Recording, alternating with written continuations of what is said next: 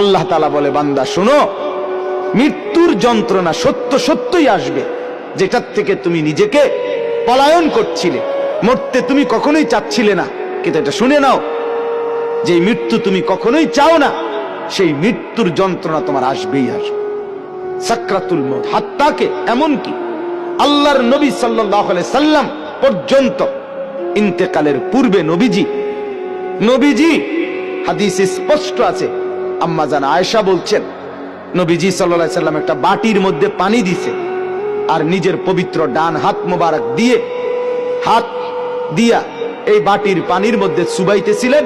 আর কপালের ঘাম মুছতেছিলেন নবীজি, আর বলতেছিলেন, লা ইলাহা ইল্লাল্লাহ ইন্না লিল মাউতি সাকারাত, আল্লাহ আপনি ছাড়া আর কোনো ইলাহ নাই, আহা মৃত্যুর তো বড়ই যন্ত্রণা। নবীজি বলতেছিলেন।